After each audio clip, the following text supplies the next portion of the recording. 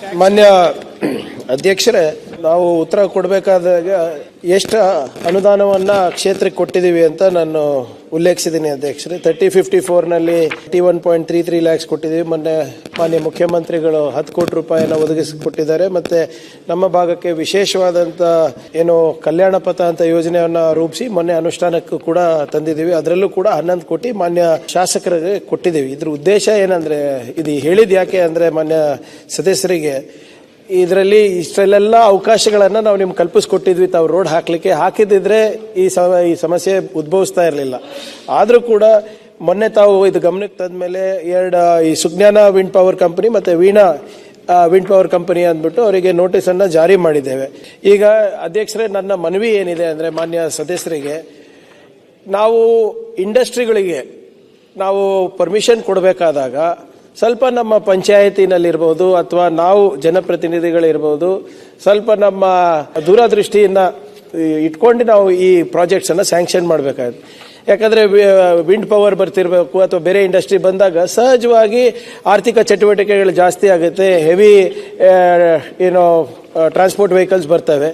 So ಅದಕ್ಕೆ ನಾವು upgrade ಮಾಡಬೇಕು ಅಂದರೆ ಅದನ್ನು ಕೂಡ ತಾವು ಸಲಹೆ ಕೊಡಬೇಕು ಬೈ ಡಿಫಾಲ್ಟ್. ಈಗ ಎಕ್ಸಾಂಪಲ್ ZP ರೋಡ್ಗಳಿದೆ ಅಥವಾ VR ರೋಡ್ಗಳಿದೆ, ಅದನ್ನ ಅಪ್ಗ್ರೇಡೇಷನ್ MDRಗೆ ಮಾಡಬೇಕಾಗ್ತದೆ. ನಾವು ಎಷ್ಟೇ ಹಾಕಿದ್ರು ಕೂಡ ಇವಾಗ ದುಡ್ಡು ಅದಕ್ಕೆ ಅದ್ರ classification is a village road only, ZP road only.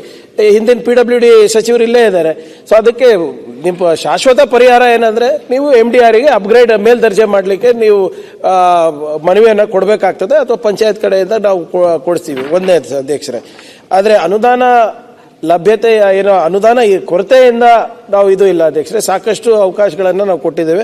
ಅವ್ರದ್ದು ಒಂದು ಸಲಹೆ ಏನಿದೆ ಅಂದರೆ, ಇಬ್ಬರು ನಮ್ಮ ಮಾನ್ಯ ಸದಸ್ಯರದು ಅವರಿಗೆ ಸ್ವಲ್ಪ ಕರೆದಿ ಯಾವುದು ನಮ್ಮ ಕಂಪನಿಗಳಿಗೆ ಅವರಿಗೆ ಸ್ವಲ್ಪ ಬಿಸಿ ಮುಟ್ಟಿಸ್ಬೇಕು ಅಂತ ಇದ್ದಾರೆ. ಅದು ಯಾವ ಇದರಲ್ಲಿ ತಗೊಂಡಿದ್ರೆ ಅಂತ ನೋಡೋಣ ಅಧ್ಯಕ್ಷರೇ. ಅವ್ರದ್ದು CSRನಲ್ಲಿ ಮಾಡ್ಬೋದಾ ಅಥವಾ ನಾವೇನಾದರೂ ಕೊಟ್ಟು ಅವರಿಗೆ ಜಂಟಿಯಾಗಿ ಮಾಡಿಸ್ಬೋದಾ ಅಂತ ಇದೆ.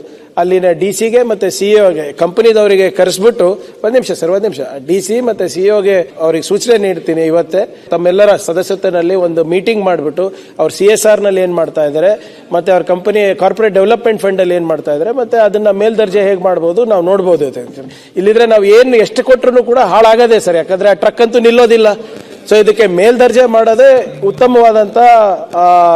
ಉತ್ತಮವಾಗಿರುತ್ತೆ ಅಂತ ನನ್ನ ವೈಯಕ್ತಿಕ ಅಭಿಪ್ರಾಯ ಇದೆ. ಆದರೂ ಕೂಡ ಇಬ್ಬರು ನಮ್ಮ ಹಿರಿಯ ಸದಸ್ಯರು ಒಂದು ಸಲಹೆ ಕೊಟ್ಟಿದ್ದಾರೆ ಮತ್ತು ಮಾನ್ಯ ಸದಸ್ಯರು ಕೊಟ್ಟಿದ್ದಾರೆ. ನಾನೇ ವೈಯಕ್ತಿಕವಾಗಿ DC ಅವರಿಗೆ CEO ಅವರಿಗೆ ಇವತ್ತು ಮಾತಾಡಿ ತಮ್ಮ ಸದಸ್ಯತೆ ಮೀಟಿಂಗ್ ಮಾಡಿ ಅದಾದ್ಮೇಲೆ ಅವ್ರು ಏನು ಸಲಹೆ ಕೊಡ್ತಾರೆ we will go by that. ಮಾನ್ಯ ಅಧ್ಯಕ್ಷರೇ, ಪಂಚಾಯತಿಂದ ಪರ್ಮಿಷನ್ ತಗೊಂಡಿಲ್ಲ ಅಂದ್ರೆ ಅದು ಅನಧಿಕೃತವಾಗಿ ನಡೀತಾ ಇದೆ ಅರ್ಥ. ಅದೇನಿದೆ ಇಲ್ಲ, if that is the case ಅದನ್ನ ನಾವು ಕ್ರಮ ತಗೋತೀವಿ ಅದ್ರ ಬಗ್ಗೆ. ಯಾಕಂದ್ರೆ ಆ ಡಿಪಾರ್ಟ್ಮೆಂಟ್ ಇಂದ ಏನ್ ಪರ್ಮಿಷನ್ ತಗೊಂಡಿರ್ಬಹುದು, ಆದ್ರೆ ಅಲ್ಲಿ ಪಂಚಾಯತ್ನಲ್ಲಿ ಯಾರಿರ್ತಾರಣ್ಣ ಈಗ ಕೊಡ್ಸಿಲ್ಲ ಅಂದ್ರೆ ನಮ್ಮವರು ಶಾಮಿಲೇ ಇದ್ದಂಗಲ್ಲ ಅದರಲ್ಲಿ, ಹೌದಾ ಇಲ್ಲ? ಈಗ ಅದಕ್ಕೆ ಪಂಚಾಯತ್ ಪರ್ಮಿಷನ್ ತಗೊಂಡಿಲ್ಲ ಅಂದ್ರೆ I will ensure that it is taken and meeting is held with you as members.